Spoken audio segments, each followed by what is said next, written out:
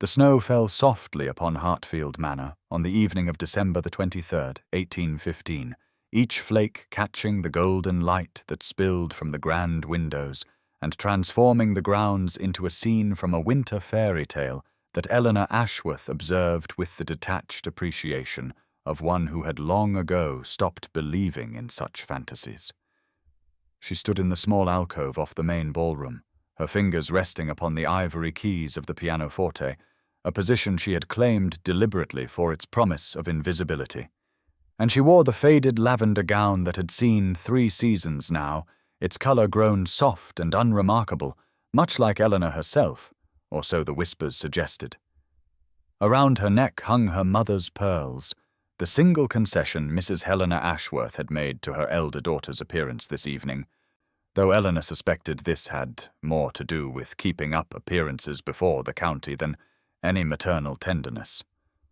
From her shadowed vantage point, Eleanor could observe the glittering assembly without being observed in return, a skill she had perfected over 27 years of existing at the margins of her own family's story.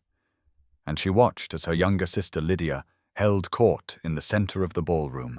resplendent in ice-blue silk that caught the candlelight and scattered it like diamonds across the polished floor. Lydia laughed, and the sound carried across the room like music, drawing admirers closer the way flowers draw bees, and Eleanor felt nothing, or nearly nothing, just the familiar hollow ache that had become so constant she sometimes forgot it was pain at all. She had not attended a ball in 2 years before tonight, having retreated from society after her 25th birthday, when even her mother had finally stopped pretending there might be hope for a match, and she would not have come tonight, except that Aunt Catherine had insisted with that gentle firmness that brooked no argument. So Eleanor sat at the pianoforte and began to play, letting Beethoven's Moonlight Sonata flow from her fingers like water, like moonlight itself, and for a few precious moments she was not the plain elder sister, not the spinster aunt in training, not invisible at all, but simply music given form. She did not notice when the great doors opened to admit the newest arrival, did not see the way conversation stuttered and reformed around the entrance of Frederick Sinclair, Earl of Ravenscroft, recently returned from diplomatic service abroad and dressed in severe black that only emphasized the striking grey of his eyes, did not observe how every unmarried woman in the room seemed to stand a little straighter, smut a little brighter. But something made her glance up from the keys, some shift in the air, or perhaps the weight of attention. And for one suspended moment, her eyes met those of the dark-haired stranger who had paused at the threshold of the ballroom, his gaze directed not toward the glittering assembly or her beautiful sister, but toward the alcove where Eleanor sat with her hands still poised above the keys, and something flickered in his expression, something that looked almost like recognition, though they had never met. Then Lydia swept forward with her brilliant smile, and the moment shattered like thin ice, and Eleanor returned her attention to the music, telling herself firmly that she had imagined that pause, that glance, that fleeting connection that had felt strangely like being seen for the first time in years. Now please take a moment and subscribe to our channel and comment where you are watching from and what time is it. It is always fascinating to see where these stories get all around the world. Thank you. Half an hour had passed since the Earl of Ravenscroft's arrival, and Eleanor had watched from her alcove as the ballroom rearranged itself around him like iron filings drawn to a magnet, had observed how the matrons positioned their daughters in his path, and how the gentlemen sought his attention with that particular deference reserved for men of both title and mystery,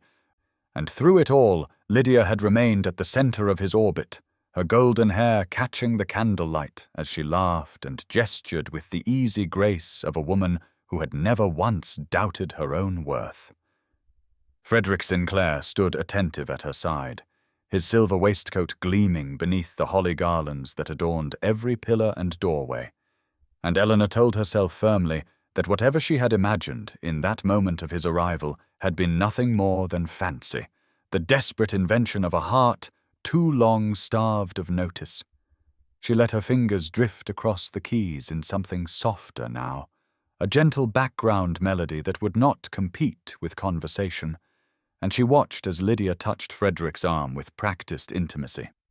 watched as her sister leaned close to whisper something that made the corner of his mouth lift in polite acknowledgement, if not genuine amusement, and Eleanor felt the familiar ache settle deeper into her chest, like an old friend come to call. It was Charlotte Fairfax's voice that reached her first, carrying across the space between the refreshment table and Eleanor's shadowed corner with the particular clarity of gossip never meant to be overheard, yet somehow always audible to its subject. "Quite finished, of course," Charlotte was saying to her companion. 27, and not a prospect in sight, though I suppose someone must play the pianoforte, and it might as well be poor Eleanor. At least she has some use. Eleanor's fingers did not falter on the keys, for she had long ago learned to absorb such wounds without visible flinching. But something in her chest tightened as she saw Frederick glance toward the alcove again, his grey eyes searching the shadows where she sat, and she wondered what he saw when he looked this way, whether he saw anything at all, or simply registered the source of the music, before returning his attention to brighter things. She had her answer moments later when she heard him ask Lydia in a voice that carried just far enough, "Who is the musician playing this evening?" For the piece earlier was remarkably felt. Lydia's laugh tinkled through the air like breaking crystal as she replied with a dismissive wave of her gloved hand. "Only my sister Eleanor. She prefers shadows to society. You must not trouble yourself about her. She is quite content to be useful in her small way." Eleanor watched Frederick's expression shift. Something flickering behind his careful composure that she could not quite name, and she saw him glance toward her alcove once more with an intensity that made her breath catch, despite all her promises to herself, before Lydia reclaimed his attention with a question about Vienna, and his expression smoothed again into courteous attention, leaving Eleanor to wonder if she had imagined that flash of something that looked almost like displeasure at her sister's casual dismissal.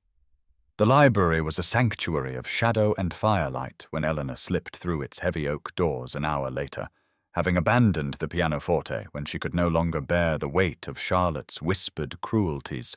or the sight of Lydia's hand resting so easily upon Frederick Sinclair's arm. And she had not expected to find anyone here among the leather-bound volumes and the comforting smell of old paper, had counted upon this room being forgotten by guests who preferred dancing to reading,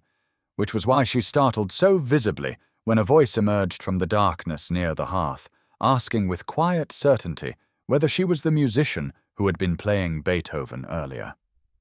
Frederick Sinclair stood beside the fire, his grey eyes catching the flame light as he watched her freeze in the doorway like a deer scenting a hunter,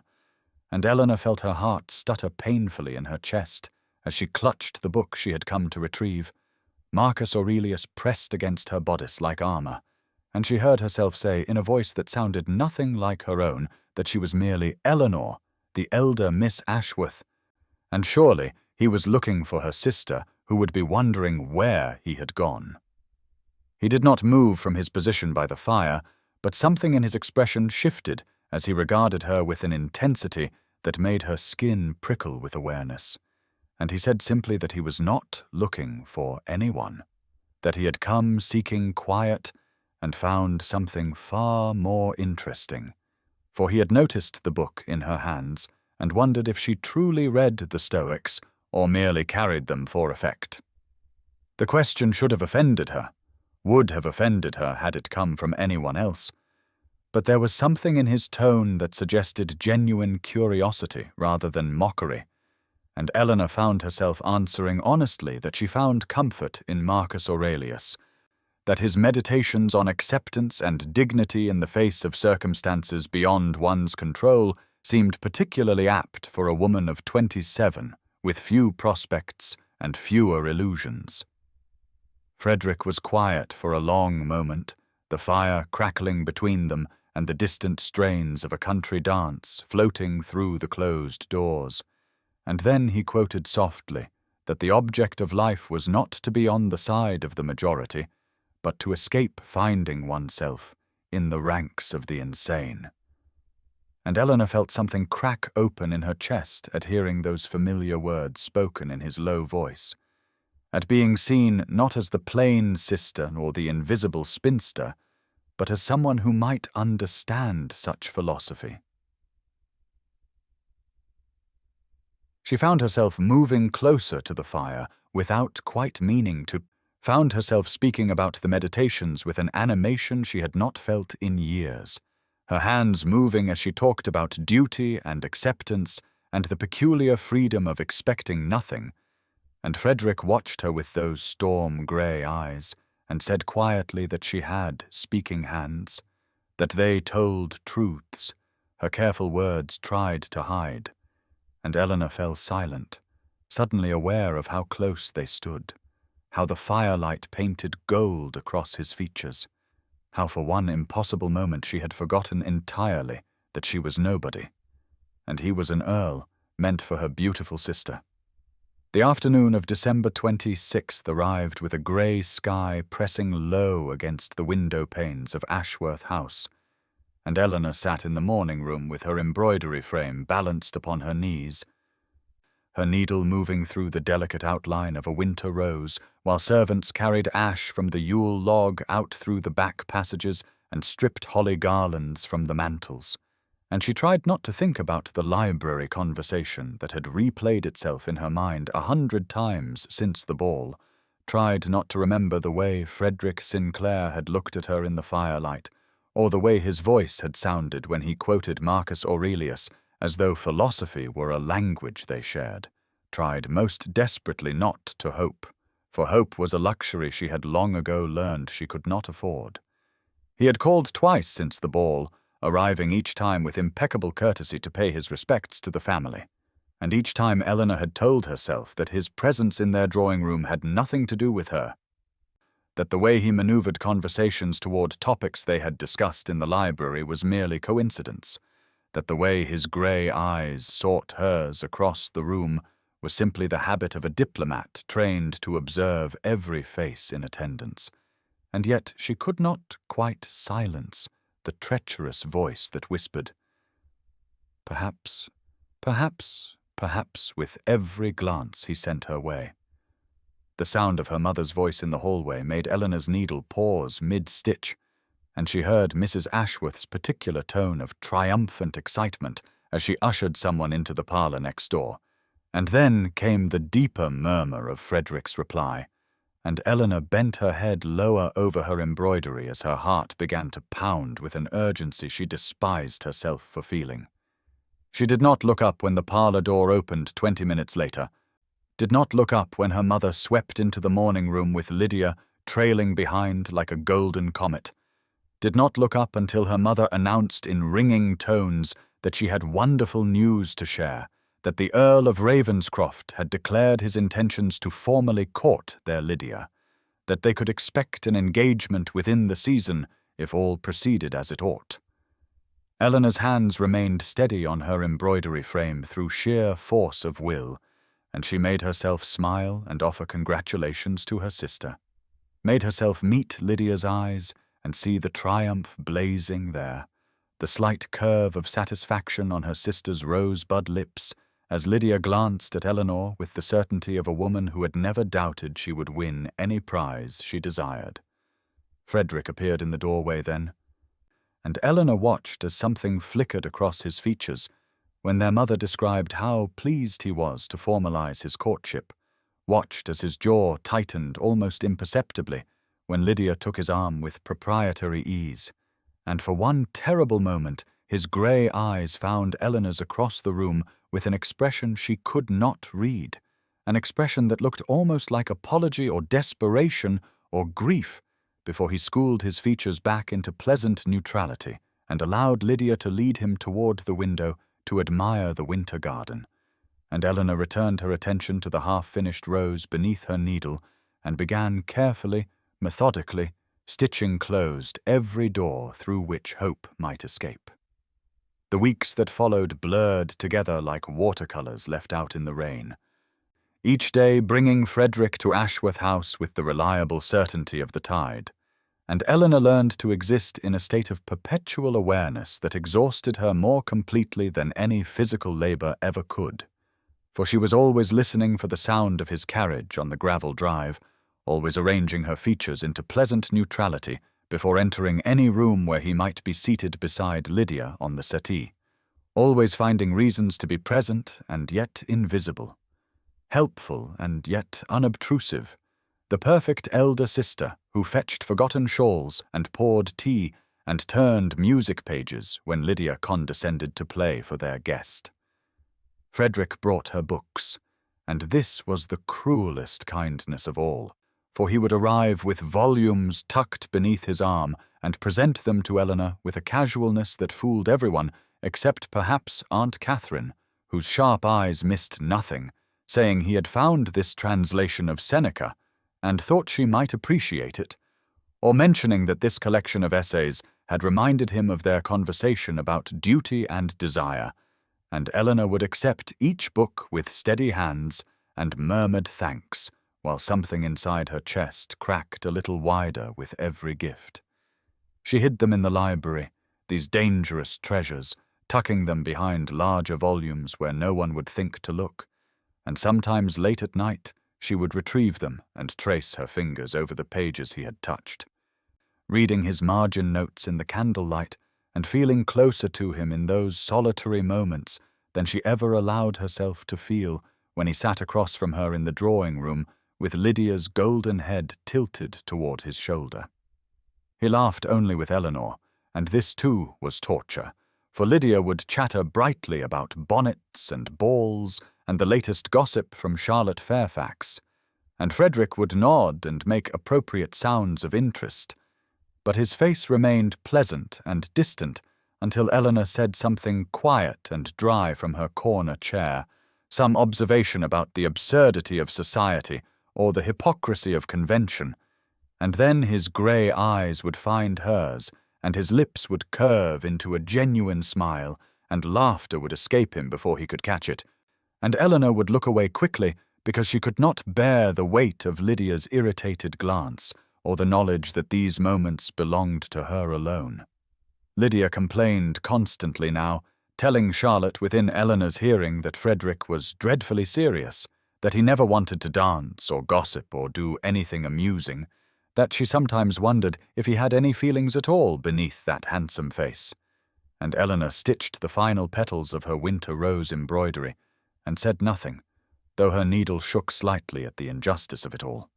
The snowdrops appeared in late February, pushing through frozen ground with stubborn determination, and Eleanor watched them from the morning-room window while Frederick sat beside Lydia discussing wedding dates, and she thought that flowers were braver than she would ever be, reaching toward light despite the cold, while she remained rooted in shadow, loving a man she could never claim. The afternoon of March the 15th arrived with the first true warmth of spring, and Eleanor found herself walking the garden paths behind Ashworth House with her grey pelisse buttoned against a breeze that still carried winter's memory, her boots crunching softly on gravel while early crocuses pushed purple and gold through the dark earth along the borders, and she had come outside to escape the suffocating atmosphere of the drawing-room where Lydia sat with their mother discussing wedding dates and trousseau requirements as though the engagement were already a settled matter rather than an expectation hovering just beyond reach, and Eleanor needed air, needed space, needed a moment away from the constant awareness of Frederick's presence in her home, where he sat making polite conversation while his grey eyes followed her movements with an intensity she could no longer pretend not to notice. She did not hear him approach until his voice came from behind her, low and urgent in a way she had never heard from him before, and she turned to find Frederick standing on the path with his dark hair disordered by the wind and his expression stripped of the careful, diplomatic neutrality he usually wore like armor, and something in his face made her heart stutter painfully against her ribs as he said her name, Not Miss Ashworth, but Eleanor, and the sound of it on his lips felt like a door opening onto a room she had forbidden herself to enter. He asked if he might sit with her on the garden bench, the stone seat tucked beneath the old apple tree where she had spent countless hours reading in summers past, and Eleanor knew she should refuse, knew that every moment alone with him was a wound she inflicted upon herself. But she nodded and settled onto the cold stone, while he sat beside her close enough that she could smell the sandalwood of his cologne and feel the warmth radiating from his shoulder near hers. He was silent for a long moment, his hands clasped between his knees, and when he finally spoke, his voice was rough with emotion as he said that he had been trying to find the words for weeks, that there was something he needed to tell her, something that could not wait any longer. And Eleanor felt her breath catch as he turned to face her with those grey eyes blazing with an intensity that terrified her. And he began to say, "Miss Ashworth, I must tell you that when Lydia's voice rang out across the garden, bright and sharp as breaking glass, calling for Frederick with the petulant insistence of a woman who expected to be obeyed, and Eleanor watched as something shattered behind his eyes, watched as his jaw tightened and his hands clenched into fists upon his knees before he rose with mechanical courtesy to acknowledge Lydia's approach. Eleanor remained on the bench as Lydia claimed Frederick's arm and led him back toward the house, chattering about wedding invitations and guest lists, and she told herself that she had misread the moment, that he had surely been about to warn her that their conversations must cease, that she must keep proper distance from her sister's intended, and this interpretation hurt less than hope would have hurt. So she wrapped it around herself like her grey pelisse and sat alone among the crocuses until the cold finally drove her inside. The spring ball at Hartfield Manor arrived on the evening of April 3rd, with all the cruel beauty of a season that cared nothing for broken hearts, and Eleanor stood in the same alcove where she had played the pianoforte on that December night that now felt like another lifetime, watching the ballroom transformed from winter's holly and candlelight into a bower of forced blossoms and the promise of warmer days. And she told herself that she had prepared for this moment, had armored herself with weeks of quiet acceptance since that afternoon in the garden when Frederick's unfinished sentence had died on his lips, and she had convinced herself he had been about to warn her away rather than draw her close. And yet no amount of preparation could truly shield a heart from watching the man it loved kneel before another woman.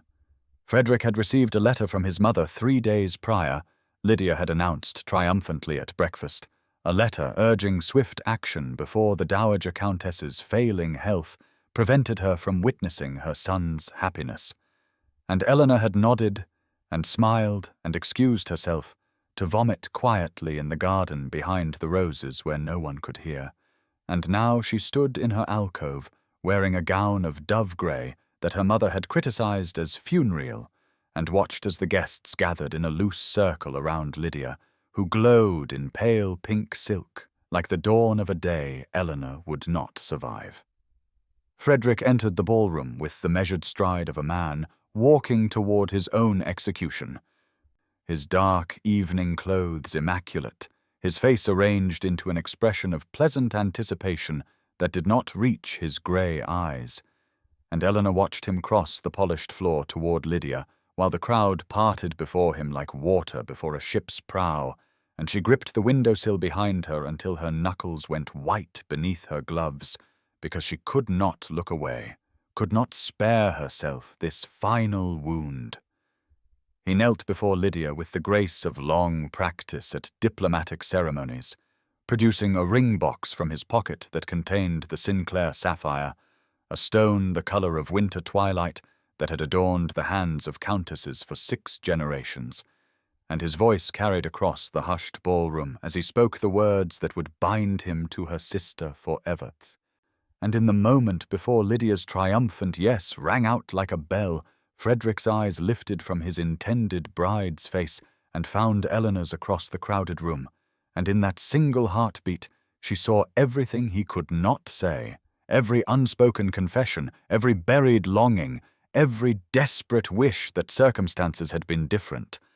And then Lydia's acceptance shattered the moment, and the crowd erupted into applause, and Eleanor slipped through the garden door behind her into the cool April night, where spring flowers perfumed the darkness, and she finally allowed herself to break into pieces that no one would ever see. The days that followed the spring ball passed like a fever dream for Eleanor, each hour stretching into eternity as she moved through Ashworth House like a ghost haunting the rooms where her heart had quietly died, and she took her meals in her chamber when she could manage it, pleading headaches and fatigue that her mother dismissed as dramatic nonsense, unbecoming a woman of her age, though Aunt Catherine's knowing eyes followed her with concern whenever they crossed paths in the corridor, and Eleanor spent the hours between dawn and dusk, packing her books into trunks she had retrieved from the attic, wrapping each beloved volume in cloth, as though preparing them for a journey she had not yet announced, but had already decided upon in the shattered aftermath of watching Frederick place the Sinclair sapphire on her sister's finger. The household transformed around her into a temple of wedding preparation, with fabric samples arriving daily in shades of ivory and cream and pearl, and seamstresses appearing at all hours to measure Lydia for the gown that would make her a countess. And Eleanor smiled when required, and offered opinions when demanded, and retreated to her chamber the moment she was no longer needed. And it was there that Frederick's letter found her on the 4th day after the engagement, slipped beneath her door by a servant who did not know the magnitude of what he carried. And Eleanor held the sealed paper in her trembling hands for a full hour before she placed it unopened in the fire, and watched the edges curl and blacken without reading a single word, because she knew with terrible certainty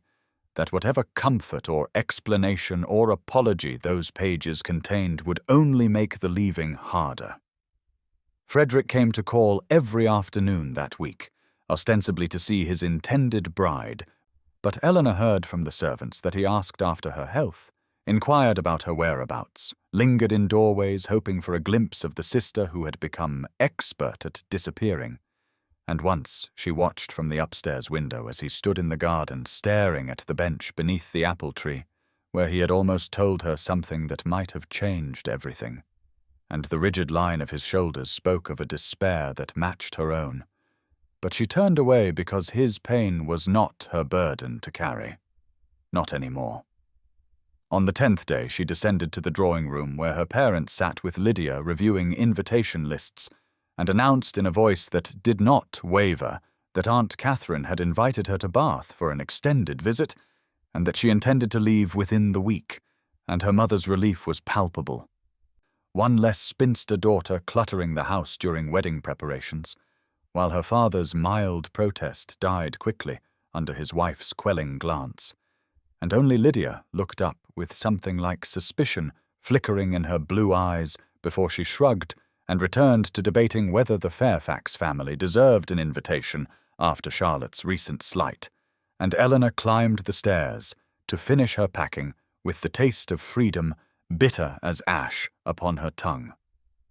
The morning of April 15th arrived wrapped in the grey gauze of spring rain, and Eleanor descended the stairs of Ashworth House at 6 in the morning, while the household still slept, carrying only a small valise containing her most treasured possessions, because Aunt Catherine's servants had loaded her trunks the evening before under cover of darkness, as though Eleanor were a thief stealing away with her own broken heart. And she paused in the entrance hall, where the grandfather clock marked the hour with solemn chimes that seemed to echo through the empty rooms like a funeral toll,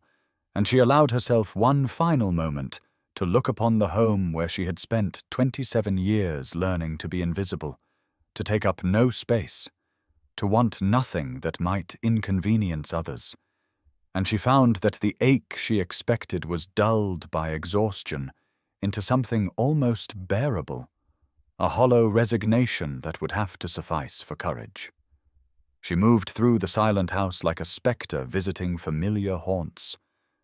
Her fingers trailing along the banister she had descended 1,000 times, past the drawing-room where her mother held court, and the morning-room where Lydia practiced her accomplishments for admiring audiences, and finally she slipped into the library where the fire had long since died, and the books stood sentinel in their shelves waiting for a reader who would not return. And it was there that she realized she had left something behind. Her embroidery of the winter rose that she had completed during those torturous months of watching Frederick court her sister. The delicate needlework she had poured her unspoken feelings into stitch by careful stitch and she retrieved it from the basket beside her favorite chair and held it in her hands for a long moment before placing it deliberately on the reading table where Frederick always sat when he visited. A silent farewell he would probably never understand. And then she walked out into the rain where Aunt Catherine's carriage waited like a promise of escape. The coachman helped her inside with quiet efficiency, and as the horses began to move and Ashworth House receded into the mist behind her, Eleanor pressed her forehead against the cold glass of the window and watched her childhood home disappear, and she did not see the rider who came thundering down the lane 10 minutes later, his dark hair plastered to his forehead by the rain, his grey eyes wild with desperation as he threw himself from his horse and burst through the front door, only to find the library empty, save for a piece of embroidery lying on a table like an accusation. And Frederick Sinclair, Earl of Ravenscroft, sank into the chair that still held the faintest trace of her warmth, and gathered the winter rose to his chest, as the rain streaked down the windows like the tears he could not shed, understanding at last, and far too late, that he had let the only woman who had ever truly seen him slip through his fingers while he performed duty for an audience that did not matter. The first weeks in Bath passed in a blur of grey mornings and restless nights as Eleanor drifted through Aunt Catherine's elegant townhouse like a woman recovering from a long illness. And her aunt asked no questions, but simply ensured that tea appeared at regular intervals and that the fire in Eleanor's chamber never died. And slowly, so slowly that Eleanor did not notice the change until it had already begun, the sharp edges of her grief began to soften into something more bearable, a dull ache rather than the searing agony that had driven her from home. By May, the assembly rooms had opened for the season, and Aunt Catherine gently insisted that Eleanor accompany her to a concert, featuring a pianist whose interpretation of Mozart reminded Eleanor that music still existed in a world that had felt colourless since April, and she found herself weeping silently in the darkened concert hall, not from sorrow but from the unexpected sweetness of beauty reclaimed, and afterward a widow named Mrs. Drummond introduced herself and declared that anyone who wept at Mozart must have a soul worth knowing, and this was how Eleanor acquired her first friend in Bath. June brought new gowns that Aunt Catherine commissioned despite Eleanor's protests, fabrics in rich burgundy and deep forest green that her mother would have declared far too bold for a plain spinster, but Aunt Catherine merely smiled and said that Bath had different rules and that Eleanor had hidden in shadows long enough, and when Eleanor looked in the mirror she saw someone she barely recognized, a woman with warm brown eyes that held depth rather than defeat, and she began to understand that perhaps invisibility had been a choice she no longer needed to make. The summer months unfolded like pages of a book she was finally allowing herself to read, filled with literary discussions in Mrs. Drummond's drawing room and philosophical debates with a retired professor who declared Eleanor's mind sharper than half his former students, and in July she began writing poetry in a leather journal she kept hidden in her bedside drawer, verses about winter roses and unspoken words and love that bloomed in the wrong season, and the act of putting ink to paper felt like releasing something that had been trapped inside her chest for months.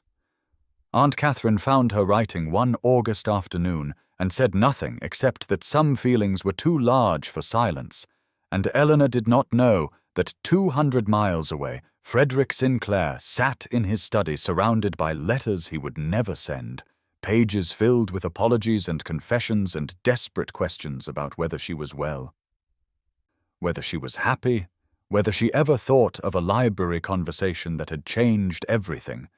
And Lord Beaumont, who visited weekly, watched his friend deteriorate beneath the weight of an engagement that felt more like a prison sentence with each passing day. And the autumn wedding date approached like a storm on the horizon that neither man knew how to stop. The carriage bearing Eleanor back to Ashworth House arrived on the afternoon of October 1st, beneath a sky the colour of old pewter,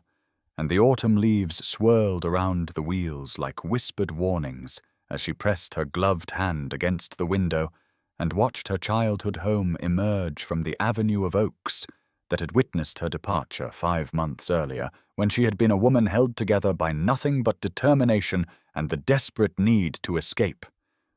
And now she returned as someone different, someone who had learned in Bath that invisibility was not an immutable state, but rather a cloak she had worn so long she had forgotten it could be removed.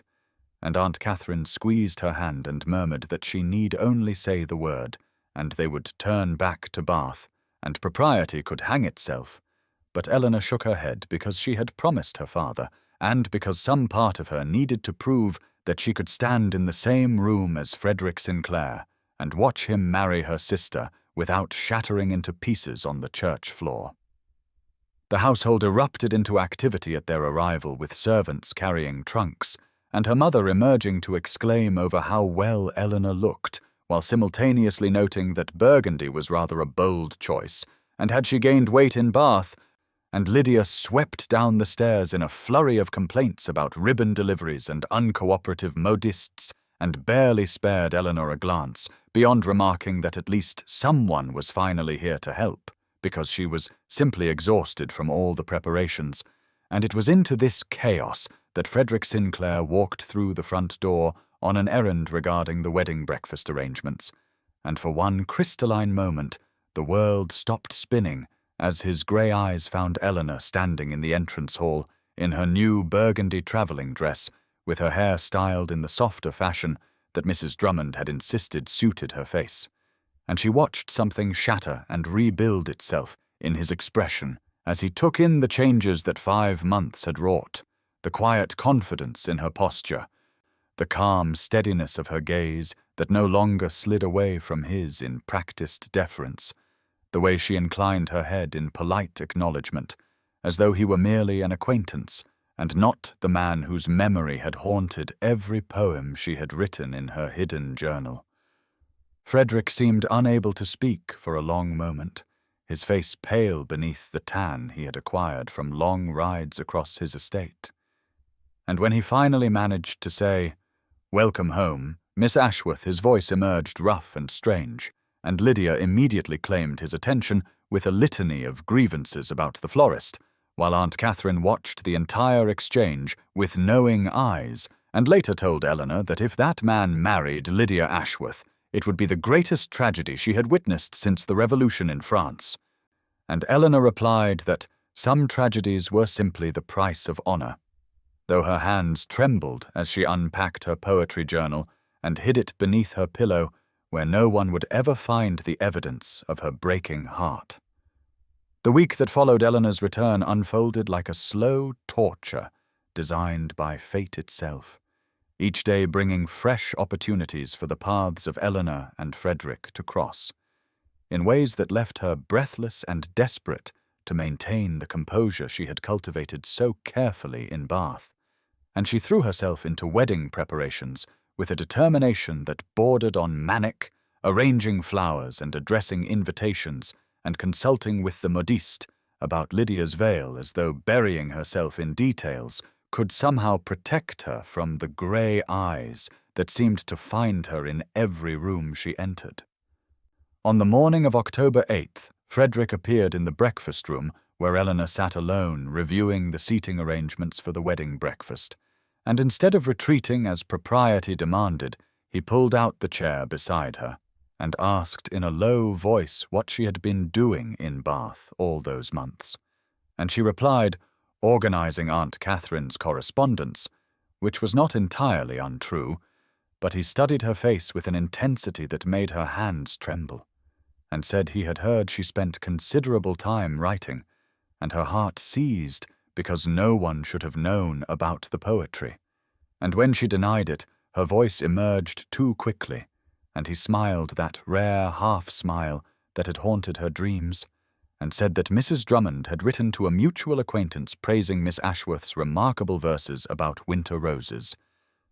The admission, when it finally came, felt like surrender, as Eleanor confessed that yes, she had written some poetry merely as a diversion, and certainly nothing worth reading, and Frederick leaned closer and asked if he might see it, and she refused with more vehemence than the question warranted, her cheeks flushing as she gathered the seating charts and fled to the safety of the morning room, where Lydia immediately demanded to know why the lilies had not yet arrived, and whether Eleanor had confirmed the musicians, and honestly, could no one in this household manage anything without constant supervision? The days blurred together in a haze of last-minute alterations, and temperamental bakers, and Lydia's increasingly sharp tongue, as she complained to Charlotte Fairfax that Frederick had been positively glacial during their walk yesterday, and that he seemed more interested in discussing philosophy than in admiring her trousseau, and Eleanor overheard this from the hallway and pressed her hand against her chest, where something ached beneath her ribs. On October the 12th, Frederick cornered her in the library, where she had gone to escape the chaos, and asked again about the poetry. And this time there was something raw in his voice, as he said that he needed to know what she had been thinking all those months, what words she had found for feelings that he himself could not articulate. And Eleanor clutched her composure like armor and told him that some thoughts were meant to remain private, and he stepped closer and whispered that privacy was a luxury he could no longer afford, and she did not understand what he meant until Aunt Catherine appeared in the doorway, and Frederick stepped back as though burned, while somewhere in the distance Lydia's voice rose in yet another complaint about ribbon colors. The wedding eve dinner on October the 14th unfolded with a brittle gaiety that fooled no one who cared to look closely. The dining room ablaze with candles, and the table groaning beneath dishes that Eleanor could not taste, as she sat in her customary place at the far end, while Lydia held court beside Frederick, whose face had taken on the quality of carved marble, and when the final course was cleared, and her mother proposed a toast to the happy couple,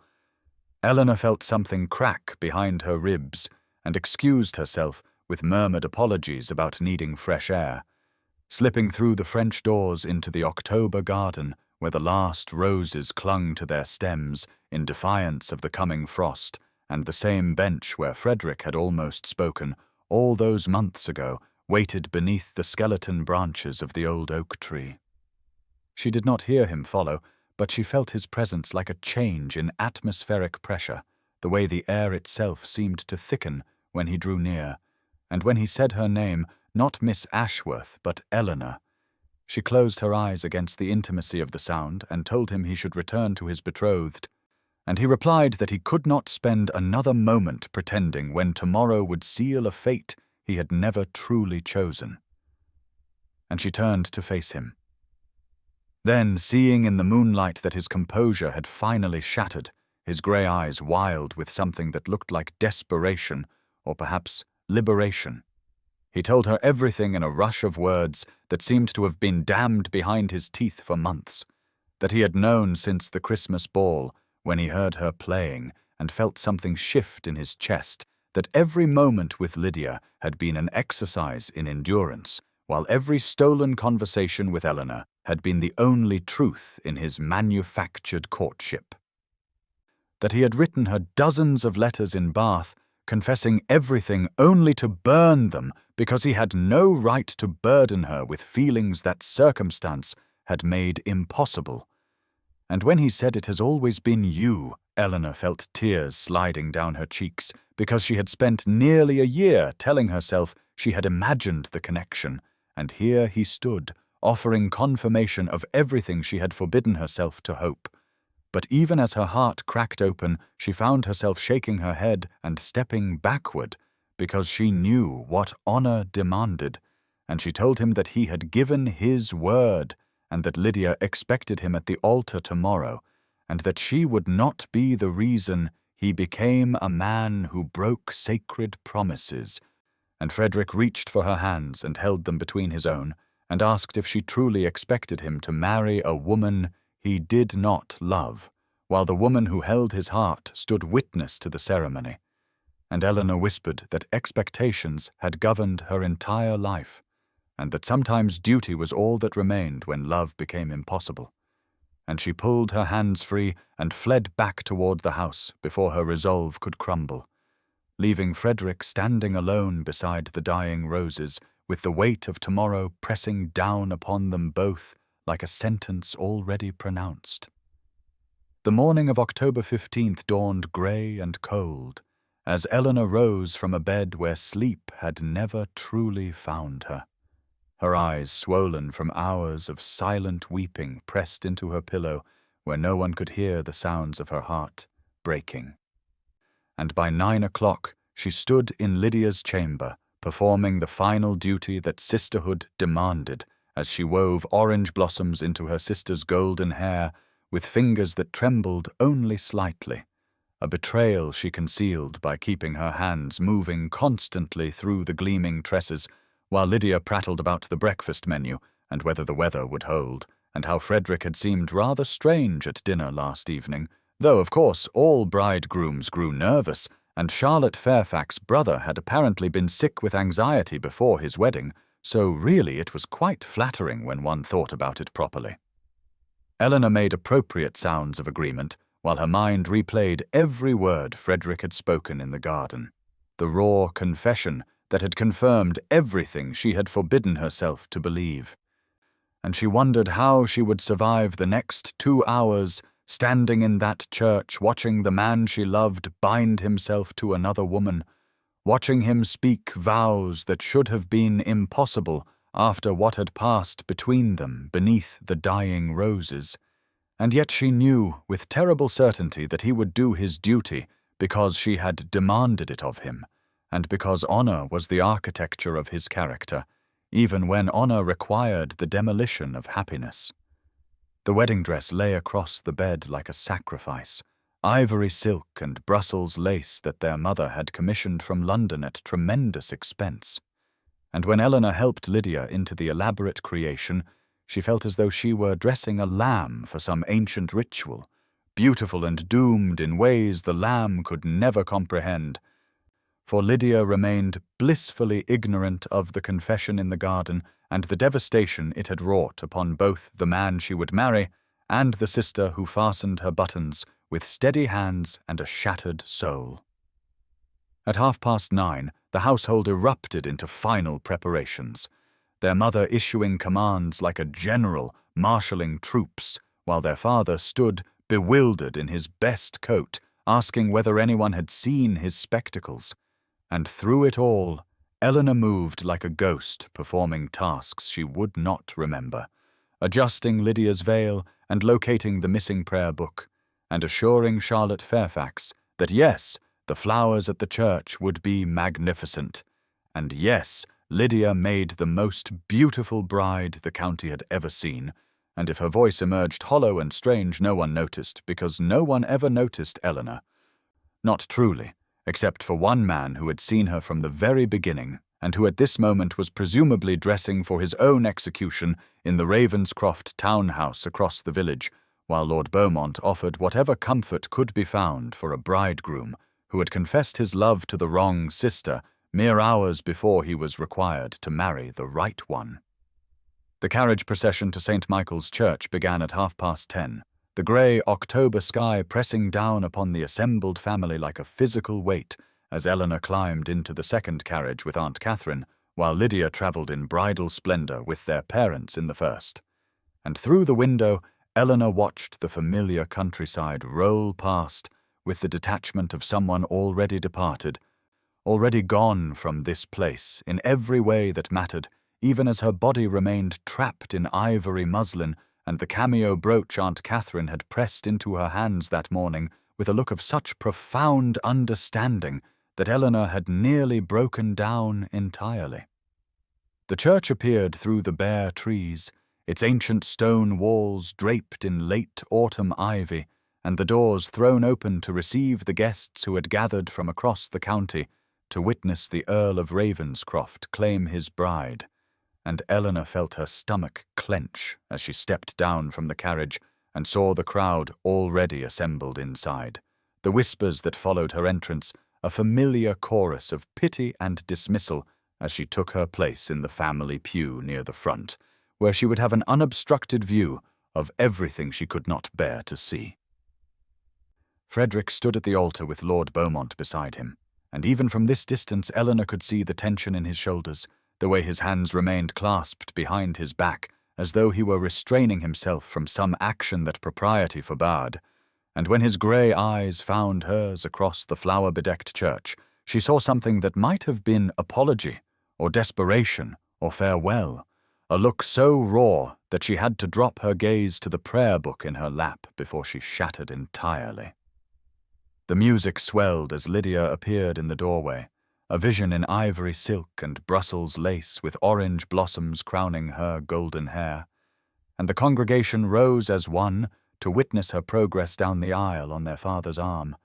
and Eleanor rose with them, though her legs trembled beneath her borrowed strength, and her heart beat with such violence she feared the congregation could hear it over the organ's triumphant processional. Lydia reached the altar, and their father stepped back, and Frederick turned to face his bride, and Eleanor watched his profile as the vicar began the familiar words, the ancient ceremony that would bind these two people together until death, and she thought she saw Frederick's jaw tighten when the vicar asked if anyone knew of any impediment, a moment that stretched into eternity before silence confirmed what everyone expected, and the ceremony proceeded toward its inevitable conclusion. The vows approached like a sentence being pronounced, and Eleanor gripped her prayer book until her knuckles whitened, and Aunt Catherine's hand found hers in the folds of her skirt, a silent anchor as the vicar asked Frederick to repeat the words that would seal his fate, to take this woman as his lawfully wedded wife. And Frederick opened his mouth to speak the name that would end everything, and what emerged in the hushed and holy space was not Lydia at all, but Eleanor, the name spoken with such clarity and conviction that it echoed off the ancient stones and stopped every heart in the congregation. The silence that followed Frederick's utterance of Eleanor's name stretched into an eternity that seemed to suspend the very dust motes floating in the coloured light, streaming through the stained glass windows. And then the church erupted into chaos as Mrs. Ashworth let out a shriek that echoed off the vaulted ceiling, while Lydia stood frozen at the altar with her mouth open in an expression of such complete incomprehension that she appeared almost childlike,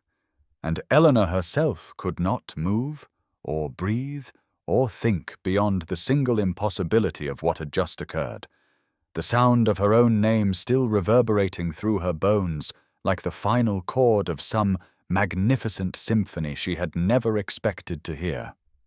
Frederick turned from the altar then, turned fully to face the congregation, and specifically to find Eleanor in the family pew,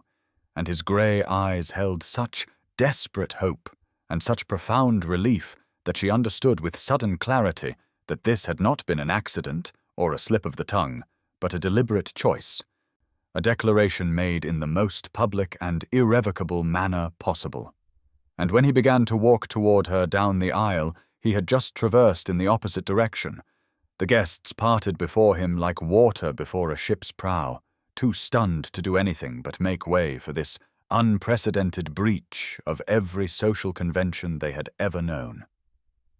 Lydia's voice finally found purchase, a high, keening wail of humiliation and rage that might have shattered glass had it continued, but their mother was already pulling her away from the altar, while their father stood rooted to his spot, looking between his daughters with the bewildered expression of a man who had somehow wandered into someone else's life.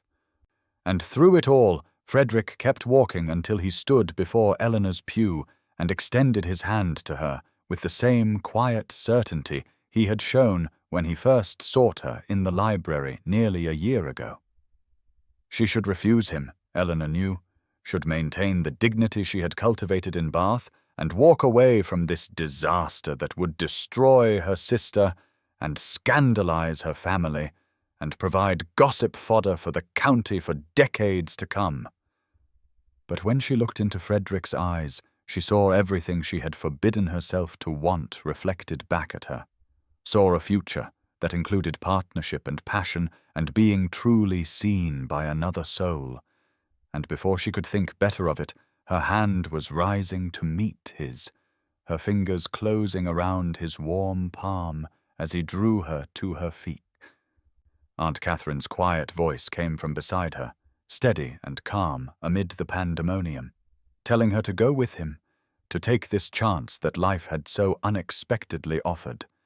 And Eleanor found herself walking down the aisle beside Frederick, walking past the scandalized faces and the whispered exclamations and Lydia's theatrical sobbing,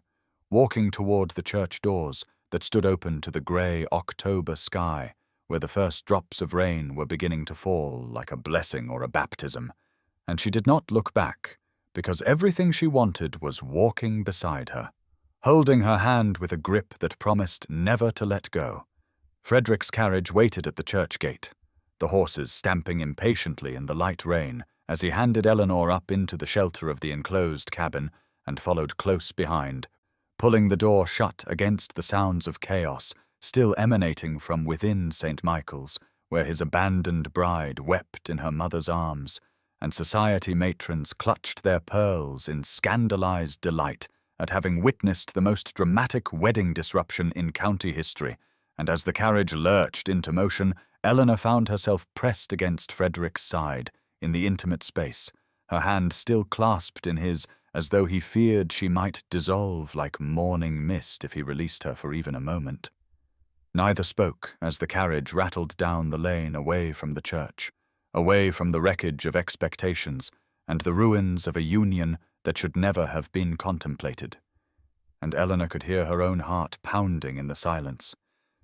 could feel the warmth of Frederick's body beside her and the gentle pressure of his thumb stroking across her knuckles in a gesture so tender it brought fresh tears to her eyes that she had thought emptied hours ago when she dressed her sister's hair and said goodbye to hope. It was Frederick who broke the silence first, his voice rough with emotion as he turned to face her in the grey light filtering through the rain-streaked windows, telling her that he had written her 47 letters during her months in Bath, 47 attempts to explain what he had realized too late, 47 declarations that he had never sent because he believed he had forfeited any right to her consideration when he proposed to Lydia, while his heart belonged entirely elsewhere, and Eleanor listened with wonder as he described the torture of those months, the hollow performance of an engaged man preparing for a wedding he dreaded with every fibre of his being. The carriage was carrying them toward Ravenscroft Hall, Frederick explained, where his household staff awaited a new mistress and where they could find sanctuary from the storm of gossip that would engulf the county by nightfall. And Eleanor realized with dawning amazement that he had planned this, had prepared for this outcome, had made arrangements for exactly this moment when he would finally claim the woman he loved before God, and witnesses, even if those witnesses had expected him to speak a different name entirely. She asked him why he had done it in such a public and irrevocable manner when he could have simply broken the engagement quietly. And Frederick's answer came with a conviction that stole her breath, explaining that he wanted there to be no doubt, no whisper of ambiguity, no possibility that anyone could ever question the depth and certainty of his choice, and that speaking her name at the altar was not a mistake, but a declaration. The truest words he had ever spoken in his life, the name that had been written on his heart since the moment he heard her play Beethoven in a snowlit ballroom, and knew that he had found something rare and precious, and worth defying every convention to possess. Ravenscroft Hall rose before them through the grey curtain of rain, its ancient stones softened by mist into something that looked more like a dream than a dwelling, and Eleanor pressed her face to the carriage window like a child seeing the sea for the first time, drinking in the sight of this place that Frederick called home, this estate that he was offering to share with her, despite the ruin they had left behind them at the church. And when the carriage rolled to a stop beneath the great portico, she could see servants lined up in the entrance hall, their faces carefully neutral, but their eyes bright with curiosity about the woman their master had chosen in such spectacular fashion over the beautiful golden girl everyone had expected to become their mistress. Frederick handed her down from the carriage with such tender care that fresh tears pricked at her eyes, and he tucked her hand into the crook of his arm as he led her up the steps and into Ravenscroft Hall, introducing her to the housekeeper and the butler with a simple declaration that Miss Ashworth would be staying as his honoured guest until arrangements could be made for their marriage, and Eleanor heard the sharp intake of breath from the older servants who understood exactly what had transpired that morning, who recognized the scandal implicit in this unconventional arrival. But she also saw the way they looked at Frederick with something like relief, as though they had feared for their master's happiness and now saw hope restored. The house itself was beautiful, in a way that spoke of centuries of careful stewardship, of generations who had loved these rooms and tended these gardens and filled these halls with music and laughter and occasionally with tears. And Frederick walked her through the principal rooms with a quiet pride that had nothing to do with wealth or status, and everything to do with belonging, with history, with the weight of all the lives that had been lived within these walls. And when they reached the library, Eleanor stopped in the doorway and simply stared at the thousands of volumes lining the walls from floor to ceiling, at the comfortable chairs arranged before the fireplace, at the pianoforte standing in the corner by the window where afternoon light would fall across the keys, and she understood that Frederick had brought her here deliberately, had wanted this room to be the first to truly welcome her, because he knew she would see it as sanctuary, as home, as the physical manifestation of everything they had recognized in each other that snowy night nearly a year ago when she played Beethoven and he quoted Marcus Aurelius, and something irrevocable began between them. He told her that the pianoforte had belonged to his mother, that it had stood silent since her death because he could not bear to hear anyone else play it, but that he wanted Eleanor to fill this house with music again, wanted to hear Beethoven echoing through these halls and know that the woman he loved was the one coaxing beauty from those ivory keys. And Eleanor wept then, wept openly and without shame for all the months of suppressed longing, and all the hope she had forbidden herself, and all the impossible joy that was somehow becoming her reality. The days that followed existed in a strange suspension between scandal and sanctuary, between the world they had left behind and the future they were only beginning to imagine. And Eleanor found herself wandering the halls of Ravenscroft like a woman in a dream, half expecting to wake and find herself back in her narrow bed at Ashworth House with nothing but memory to sustain her through another grey morning of invisibility and quiet desperation. Frederick seemed to understand her need for gentleness, for time to absorb the magnitude of what had transpired, and he gave her space to explore his home and his library and his gardens, while remaining always within reach,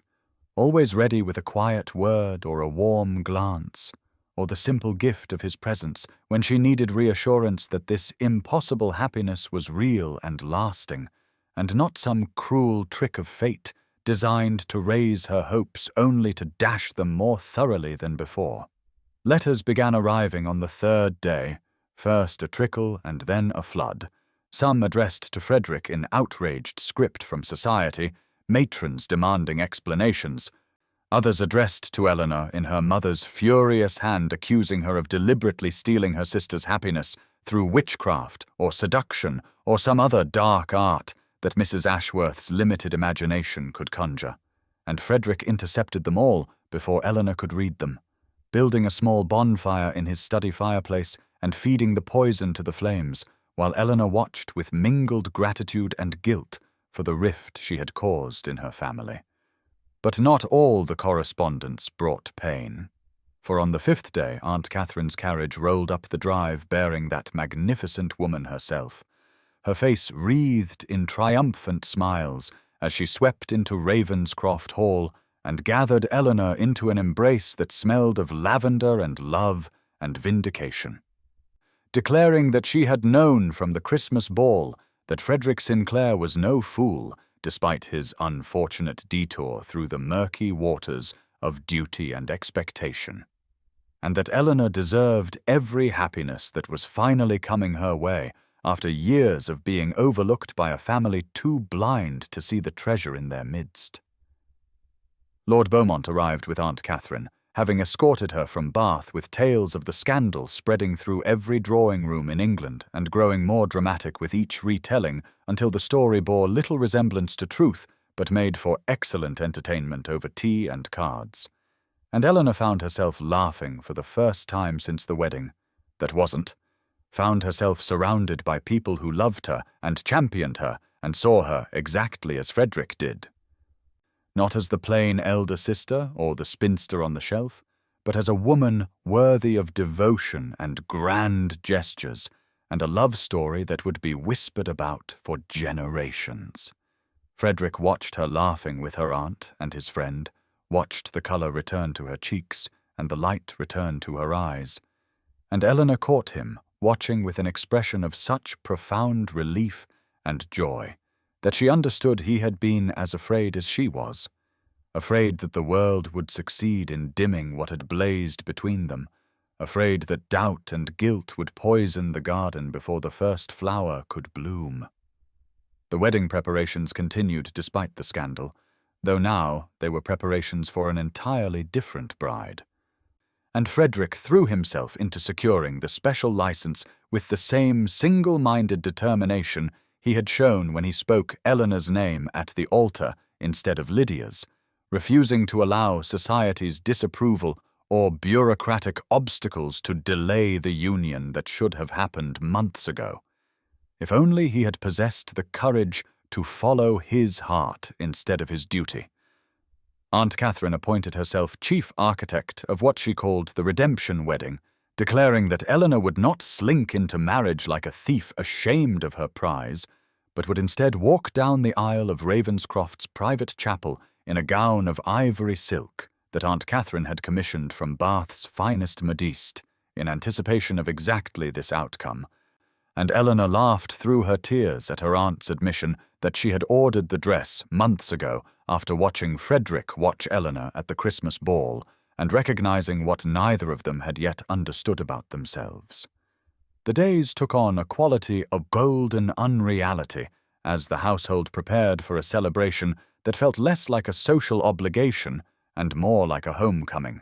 with servants who had initially been cautious warming to Eleanor as they witnessed the transformation in their master, the way he smiled now without that shadow of melancholy behind his eyes, the way he laughed freely and sought Eleanor's company with undisguised joy instead of guilty furtiveness,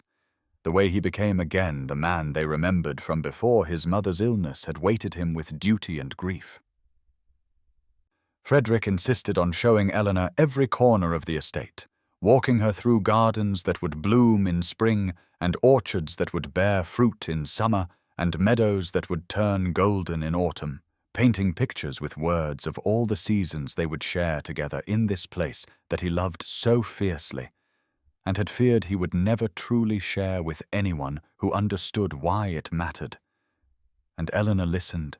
and saw and fell more deeply in love with him with every step they took across land that would become hers to cherish alongside him. Lord Beaumont served as witness to these wanderings, often walking a discreet distance behind the couple with Aunt Catherine on his arm, and Eleanor noticed the way those two seemed to find their own connection blooming in the wake of the scandal. As though Frederick and Eleanor's unconventional love story had given them permission to explore possibilities that, propriety might otherwise have forbidden, and she smiled secretly at the thought that their happiness might be contagious, might spread like the warmth of spring sunshine after a long winter of frozen hearts and buried hopes. On the evening before their wedding, Frederick led Eleanor to the library, where they had first truly seen each other, and he presented her with a small leather volume containing all the letters he had written her during the months of separation, letters he had never sent because he believed he had no right to burden her with feelings he thought he could never honorably act upon. And Eleanor read them by candlelight while Frederick watched her face and saw every emotion he had poured onto those pages reflected in her luminous brown eyes.